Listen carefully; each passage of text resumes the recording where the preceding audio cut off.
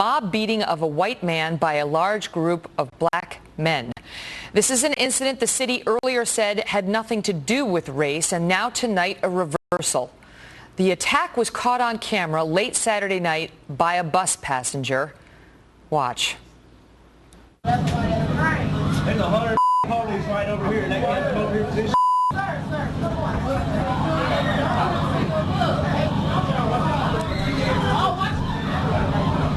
Nah, ain't nobody getting on this.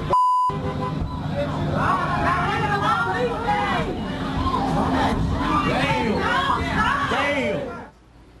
It is not clear what fueled that fight, at least not to the public, although the police are now weighing in, or what happened in the minutes after that video. You could see the man gets up.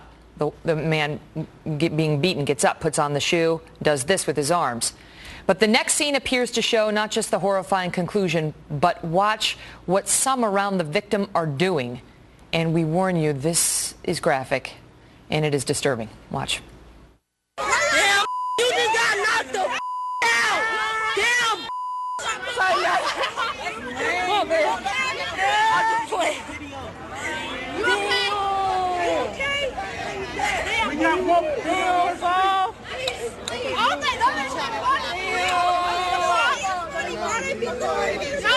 him some water. Hey, bounce some water. Somebody curl. Somebody curl. Help him up. Help him up. Get him to the ambulance. He all right. Get him to the ambulance. One, please call 911.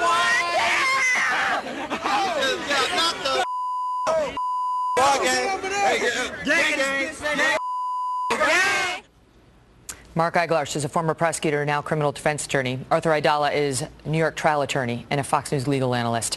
Thank you both for being here. So disturbing. And what they said was there is a crowd of approximately 40 who wound up beating on this young man. And now the original officer said this was a hate crime. Then the police captain came out and said, no, it wasn't. She got out ahead of her skis. And now the police chief, Mark, has come out and said, no, she did not. This is a hate crime. Do we understand why the shift?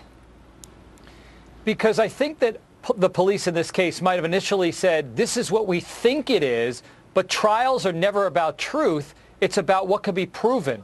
So the question is not what we definitely think might have been, but what could be proven. Absent any statements, and I listened to the audio recording numerous times and watched the video, absent any other proof, what you've got is it definitely, probably, may be a hate crime, and that's not sufficient under the law. Arthur, I don't know what they're basing this on other than the fact that the assailants, in the video appear to be African American, and the man on the receiving end of the beating is white. But at first, when you see this tape, it looks like a fight between two sides. I mean, here he's getting beaten, and he gets up, and the arm's out, like in a confrontational gesture, like, bring it on. And clearly it goes downhill from there, but we don't see it. Megan, when you go to Washington, D.C., and you walk up the steps of the United States Supreme Court, there's on the top of the court, it says equal justice under the law. And nobody with a straight face could say that if you reverse these races, if it was 40 Caucasians and one person of color, and the Caucasians destroyed the person of color the way this kid was destroyed, that they would not be tried with a hate crime. Nobody with a straight face could say that hate crime charges would not be brought, as they should be. And here, it seems to me the only reason why, from what we're seeing, this person is singled out is because of the color of their skin. You can see, I mean, can you make that conclusion, Mark, just based on the skin color of the parties involved? The direct answer is it depends what court you're in. And the court of public opinion, have at it. Arthur can spew that all he wants. In the court of law, there is a definite maybe that that's what it was about. But where is the extra evidence? I assure you that this will come back from the appellate court very quickly, saying that there's insufficient evidence. Megan, we prove every aspect of a case can be proven by circumstantial evidence. And if I'm the prosecutor, skin color? What else? But that's all. But that's all you need. That's it? Yeah, absolutely. That's it? They may have more that they are not, but they may have more that they're not disclosing at this point. Days went by, and they performed an investigation, and they interviewed people. And you can see on the tape, there are some people who are laughing. You saw it there, where they were laughing, and when they found this man's bloodied, unconscious body They thought it was a laugh riot. Singing. Seven people Horrible. were We all arrested. agree there, Some Arthur. officers were assaulted in the course of this melee that followed some sort of a hip-hop event.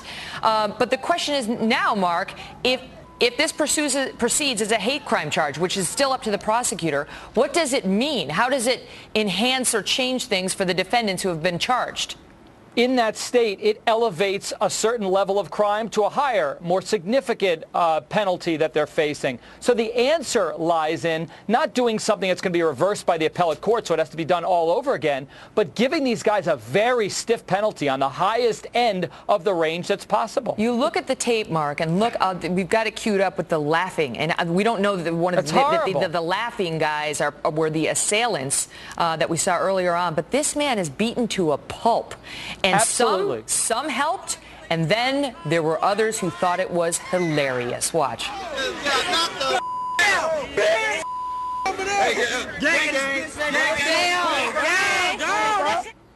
You know, Megan, I just want to go back to the segment you just did about how Kate and her homicide was treated one way, and Michael Brown and other people's homicides were treated another way.